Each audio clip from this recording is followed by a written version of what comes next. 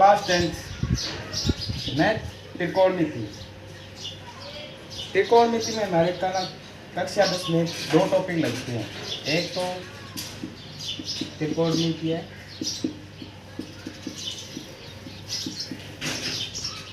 फलन, और दूसरा है त्रिकोणमिति है, अनुपात। त्रिकोणमिति फलन ये बाद में पढ़ेंगे, पहले शुरुआत करते हैं त्रिकोणमिति अनुपात की। त्रिकोणमिति अनुपात ये आने के बाद ही हमें त्रिकोणमिति फलन आएगा। सबसे पहले ये जानकारी इससे त्रिकोणमिति अनुपात, त्रिकोणमिति अनुपात।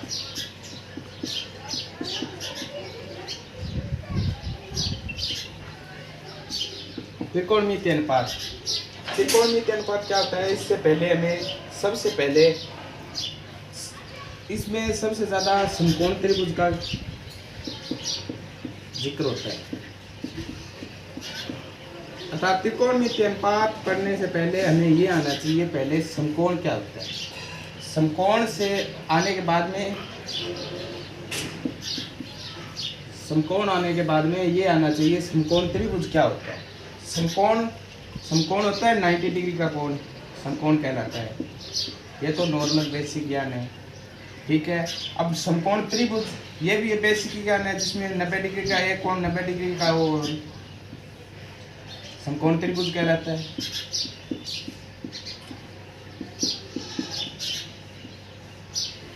अब त्रिकोणमिति फलन में जितने भी त्रिकोणमिति है अनुपात है, उसमें अपने सबसे ज़्यादा क्या पूरा ही समकोण त्रिभुज का ही काम है।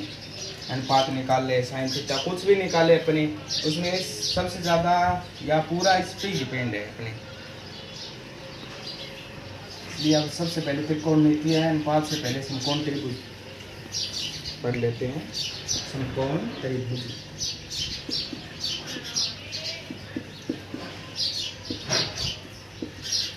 समकोण त्रिभुज, समकोण त्रिभुज एक कोण 90 डिग्री का हो, समकोण त्रिभुज कहलाता है।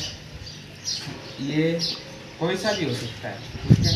अब समकोण त्रिभुज में 3 भुजाएं होती हैं, 3 होती हैं त्रिभुज में, 3 भुजा होती है, आपको भी पता है। 3 भुजाएं होती है, तीनों के अलग अलग नाम होते हैं। इसका अलग होता है, इसका अलग होता है, इसका अलग होता है। अब तीनों नाम मैं बता देता हूँ। एक कर्ण होता है, एक आधार होता है, एक लंब होता है। अब तीनों को किस प्रकार देखें कि कौन सा लंब है, कौन सा आधार है, कौन सा कर्ण है, इसे जानने के लिए सर्वप्रथम 90 डिग्री का कोण देखते हैं। 90 डिग्री का कोण होता है, उसके सामने वाली भुजा होती है वो हमेशा ही कर्ण होती है, ठीक है। और जो थीटा दिया होता है उसके सामने वाली भुजा हमेशा ही लंब होती है, और जो बचा वो आधार होता है। ये कभी नहीं होगा कि 90 डिग्री कोण के सामने वाली भुजा लंब या आधार होगी, कभी नहीं होगा। और ये कभी नहीं होगा कि थीटा के सामने वाली भुजा कर्ण या आधार होती है, ठीक है। अब समकोण त्रिभुज पढ़ते हैं, उसमें सबसे महत्वपूर्ण प्रमेय आती है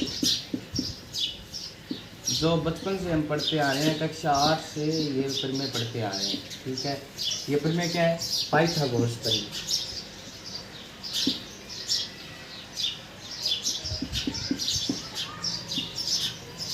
पाइथागोरस प्रमेय। अब इसकी प्रमेय की खोज पाइथागोरस ने की तो इसके नाम पे लिख दिया पाइथागोरस प्रमेय। अब पाइथागोरस प्रमेय क्या होती है? अब नाम दे देते हैं ABC, ठीक है। पाइथागोरस प्रमेय क्या कहती है? पाइथागोरस प्रमेय कहती है दो भुजाओं का योग, जो दो भुजा है उसका योग, दो भुजाओं के वर्ग का योग, इनका दोनों का वर्ग करके जोड़ें तो वो बराबर होता है इसके वर्ग के।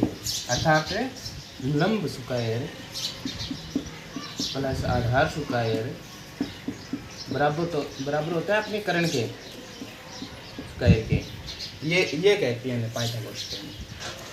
पाइथागोरस प्रमेय क्या कहती है? लंब स्क्वायर आधार स्क्वायर बराबर कर्ण स्क्वायर। इसका मतलब यह हो गया अपने ए बी का स्क्वायर प्लस बी सी का स्क्वायर प्लस बराबर करण का स्क्वायर। करण क्या है अपने ए सी का स्क्वायर। यहाँ तक पूरा समझ में आ गया। पहले त्रिकोणमितीय अनुपात, त्रिकोणमितीय अनुपात में समकोण त्रिभुज पढ़ा जाता है। समकोण त्रिभुज में क्या कहते हैं, जिसमें 90 डिग्री का एक कोण होता है और हर एक त्रिभुज में 3 भुजाएं होती है। समकोण त्रिभुज में 3 भुजाएं होती हैं, तीनों का अलग अलग नाम होता है, कर्ण आधार लंब। अब एक त्रिभुज को देख के हम ये पता नहीं लगा सकते कौन सा कर्ण है, कौन सा आधार है, कौन सा लंब है। अब अगला ये जानकारी देने के लिए अपने एक 90 डिग्री कोण के ऊपर डिपेंड करते हैं हम।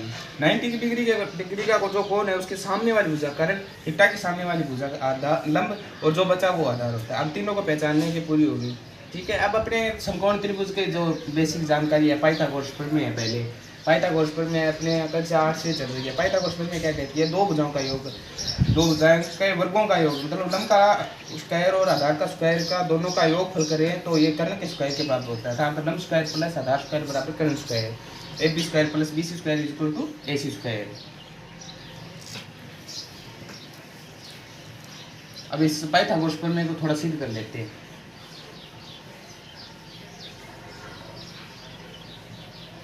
पाइथागोरस प्रमेय,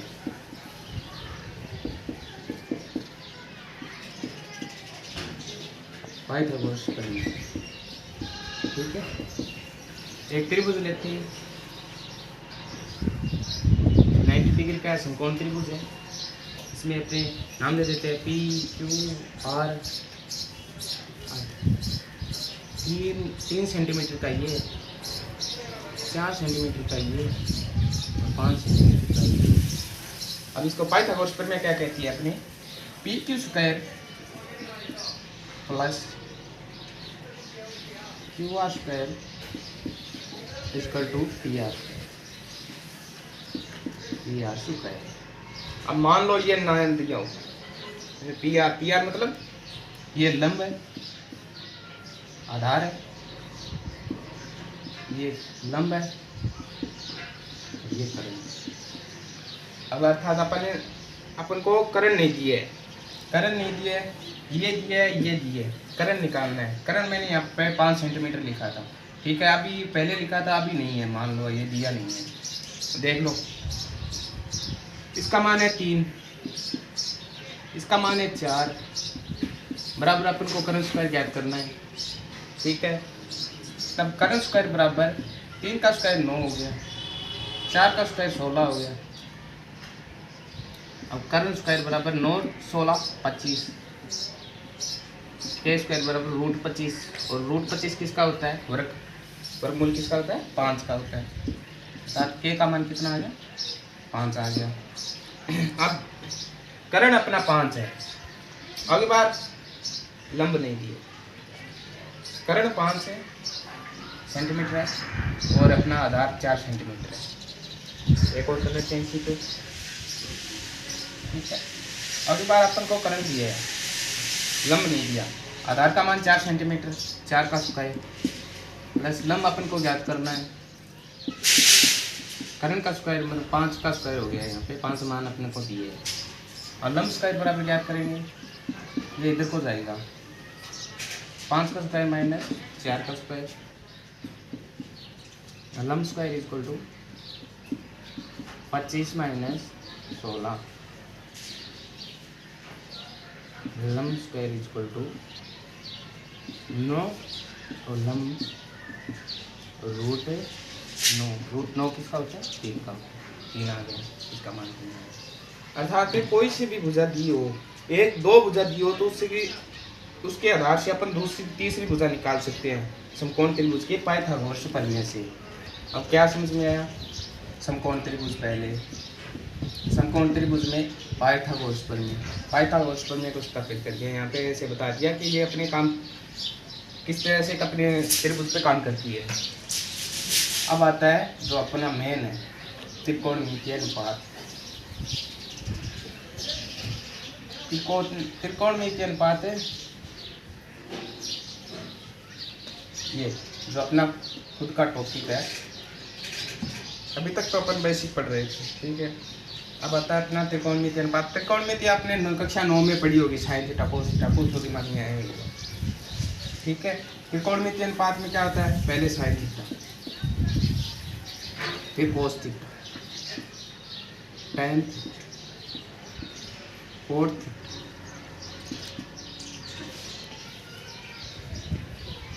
सेक थीटा, क्या होता है, 6 फलन होते हैं। Sine theta, cos theta, tan theta, cot theta, sec theta और सेक थीटा, ये 6 होते हैं। अब इसका मान लो समकोण त्रिभुज दिया है ए, समकोण त्रिभुज A B C. Sine theta का मान इस त्रिभुज में अलग होगा, कोस थीटा का मान इस त्रिभुज में अलग होगा, टेन थीटा का मान इस त्रिभुज में अलग होगा। इसी तरह कोसेक का अलग, सेक का अलग, कोट का अलग। मतलब ये 6 फलन अपने समकोण त्रिभुज में अलग अलग मान रखते हैं, अपना अलग अलग अपनी पहचान रखते हैं इस त्रिभुज में। इसमें वे किस प्रकार रखते हैं अपन पढ़ते हैं अभी। देखो साइन थीटा जहाँ पर भी दिया हो उसमें लंब और करण की बात होगी, मतलब ये करण, ये लंब और ये आधार, ठीक है। कोस थीटा दिया होगा इसमें आधार और करण की बात होगी। टेन थीटा दिया होगा इसमें अपने लंब बटा आधार, इसकी बात होगी। अर्थात साइन थीटा दिया होगा जहाँ पर भी, वहाँ पर आधार का मान हमारे पास नहीं होगा। कोस थीटा दिया होगा वहाँ पर अपने लंब का मान नहीं होगा। टेन थीटा दिया होगा वहाँ पर अपने करण का मान नहीं होगा।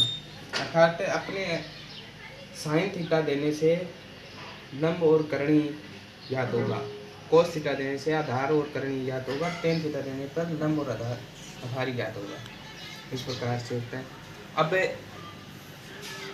बेसिक जानकारी है कि एक सूत्र होता है ये अपने याद करने के लिए कि साइन थीटा के मान में इसमें क्या होता है, लंब और आधार पे किस प्रकार डिपेंड करता है, कोस थीटा किस प्रकार करता है, अपने टेन थीटा किस प्रकार करता है, उसको अपने अलग से याद करने के लिए एक जानकारी है। इसमें क्या होता है, सूत्र होता है एक अपने मतलब याद करने के लिए, बच्चों के ट्रिक के लिए होता है। वैसे कोई सूत्र है तो नहीं, लेकिन अपने याद करने के लिए जो आसानी हो जाए थोड़ी ट्रिक होती है एक लाल बट्टा तक्का। और लाल बट्टा तक्का से पहले अपने ये आना चाहिए कि ये किस प्रकार से डिपेंड करते हैं अपने एक दूसरे पर। ये लाल बट्टा तक्का सूत्र ज्ञात करने से पहले ये देखो कि साइन थीटा का बराबर होता है 1 बटा कोसेक थीटा, मतलब इसका उल्टा मान लें।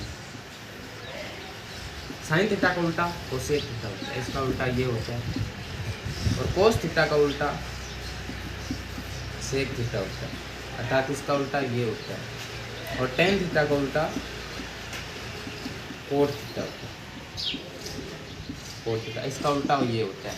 अब इसकी जगह ये आ जाए तो ये भी कोसेक थीटा का 1 बटा साइन थीटा हो जाएगा, सेक थीटा बराबर 1 बटा कोस थीटा हो जाएगा, कोट थीटा बराबर 1 बटा टेन थीटा हो जाएगा।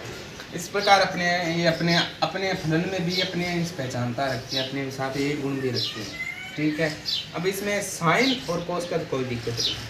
टेन थीटा 2 रखते हैं, अपने 2 प्रकार से डिपेंड करते हैं। एक तो 1 बटा कोट होता है और एक होता है साइन बट्टा कोस। साइन बट्टा कोस थीटा पर भी डिपेंड करता है ये अपने। अब इसी तरह अब कोट आ जाएगा, यहाँ पे कोट थीटा भी उल्टा हो जाएगा, इसका उल्टा किया है तो इसका भी उल्टा हो जाएगा, 1 बटा कोस थीटा बटा साइन थीटा।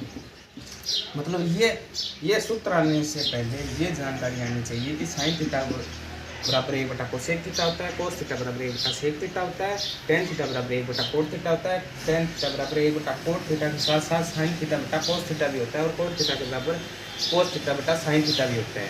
ये जानकारी आनी चाहिए, ठीक है। अब ये सूत्र का बात बताते हैं अपने। ये सूत्र किस तरह काम करता है अपने, लाल बट्टा तक्का। इसमें अलग अलग 3 पार्ट आते हैं, एल बट्टा के, ए बट्टा के, एल बट्टा ई। इसमें पहले एल बट्टा के है, पहले क्या आता है अपने साइन थीटा आता है, साइन थीटा एल बटा के, एल बटा के, ये सूत्र हो गया। लाल बटा का नाम नॉर्मल है, लगभग अपने बोलचाल भाषा में काम आते याद हो जाता है, इसलिए ये सूत्र ही है बता दो। अपना कोस थीटा क्या होता है, अब 2 नंबर पर क्या आता है, ए बटा के, वो लिख दो ए बटा के। अब 3 नंबर पर क्या होता है, टेन थीटा, टेन थीटा में क्या आता है, लंब बटा आधार, लंब बटा आधार, ठीक है। ये लंब बटा आधार है, इसका ये 3 तो ज्ञात हो गई इससे, लाल बटा कक्का से, और लाल बटा कक्का से ये तो ज्ञात हो गए। अब ये 3 और रह गए, sec cosec cot tan, cot sec cosec, ठीक है। अब इसको क्या करना है, पहले भी मैंने बताया था, साइन थीटा का उल्टा क्या होता है, साइन थीटा का उल्टा होता है एक उल्टा कोसेक, अर्थात ये इसको लिख दे, कोसेक बराबर होगा, उल्टा हो जाएगा इसका के बटा एल, और कोसेक थीटा में ये के बटा ए हो जाएगा। अपने सेक थीटा ज्ञात करना है, के बटा ए, और ये कोट थीटा ज्ञात करना है, उसमें हो जाएगा उल्टा ए बटा एल। अर्थात ये 3 ज्ञात होने पर ये 3 ऑटोमेटिकली ज्ञात हो गए, इसका उल्टा कर दिया, इसका उल्टा कर दिया, इसका उल्टा कर दिया। लाल बटा कक्का के सूत्र से अपन 3 निकाल सकते हैं, और इन तीनों से इन तीनों को निकाल सकते हैं। अर्थात समकोण त्रिभुज में लंब आधारकरण का जो भी डिपेंड करता है अपने sign theta cos theta tan theta में, वो अपने लाल बटा कक्का के सूत्र से याद करने के लिए नॉर्मली सूत्र है, इस सूत्र से ये 3 निकाल सकते हैं, और इस तीनों से ये 3 निकाल सकते हैं नीचे वाले, क्योंकि ये डिपेंड करते हैं इस पर और ये डिपेंड करते हैं उस पर, ठीक है। ये थी अपनी बेस्ट नॉर्मल अपनी जो जानकारी होती है वो अपनी यहाँ तक की। अब